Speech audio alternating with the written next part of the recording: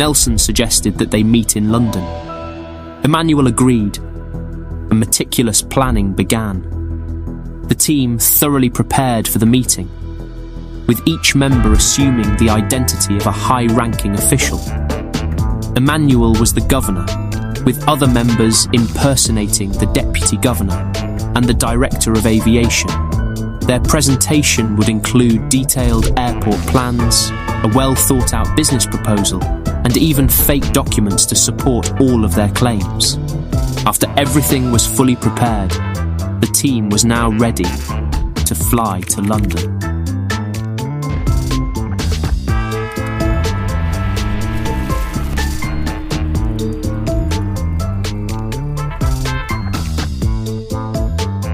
Emmanuel and the team flew to London to meet with Nelson.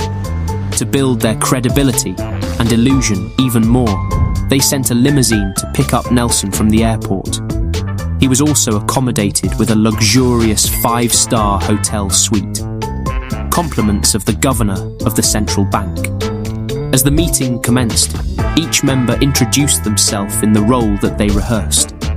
Each showed charm, confidence, and charisma, and Nelson believed every word that they were telling him. Emmanuel again made it clear that they wished to keep the project completely confidential, for construction wouldn't begin for another 4 to 5 years. Nelson told him that the bank would be ready to transfer the funds whenever they were ready to actually start the project. But Emmanuel was a smooth talker. He told Nelson that they had to have the funds immediately, for they had a lot of planning to do, such as hiring companies and gathering all of the tools and materials. So money had to start flowing immediately so they could get the project started.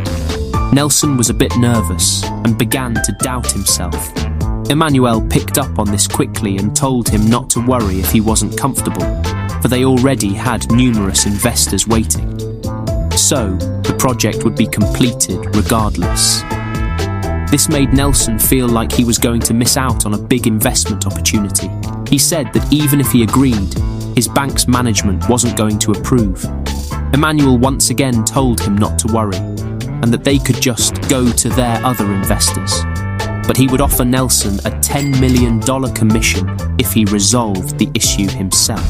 That commission was the cherry on top for Nelson, so he agreed to the deal, and they shook hands for an investment of $242 million for the new airport. Today, that would be around $413 million. Before concluding their meeting, Emmanuel used his persuasion to convince Nelson to transfer them a $3 million deposit as proof of his commitment to the project. Nelson was now in the palm of their hands. Over the next 3 years, from 1995 to 1998, Nelson transferred $242 million to Emmanuel and his accomplices. To cover their tracks, they spread the transfers across 17 banks in different countries, with none of the bank's management catching wind of the fraud. The team was full of highly intelligent individuals, so instead of just spending the money on fancy cars, yachts and mansions, they all invested their money into real estate in Nigeria and various regions worldwide. They also bought shares in multiple companies. Emmanuel and the team would send fake documents and contracts of the different businesses that they were acquiring for the airport to Nelson so that they wouldn't raise suspicion.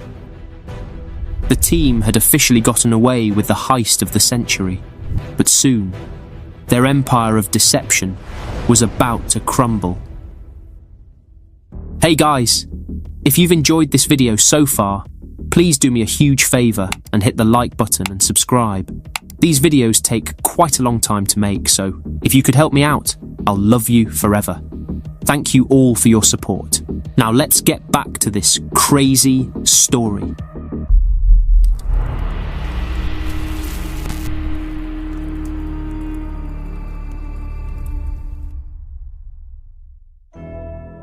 In 1998, a man named Jamie Lopez, one of the directors at Banco Noroeste, found himself extremely frustrated.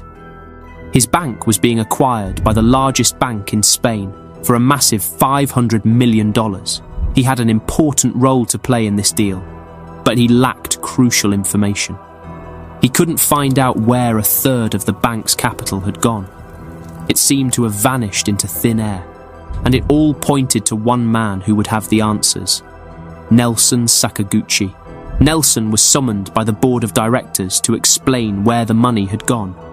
Nelson kept stalling, and Jamie was fed up, so he confronted Nelson, grabbed him by the collar, and demanded the last 3 years of documentation for their international operations. Nelson confessed and said, "You know, I've always had gambling in my blood," and he then shared the details of the $242 million investment deal that he hid behind all of their backs. The board was enraged, and this marked the beginning of an international investigation into the third largest banking fraud in history. The investigation traced everything back to Nigeria, but Nigerian banks refused to cooperate. This was because, behind the scenes, Emmanuel and the team had been secretly bribing banks and officials. Eventually, however, the Nigerian banks received pressure from Western banks, and they were forced to cooperate. They revealed the identities of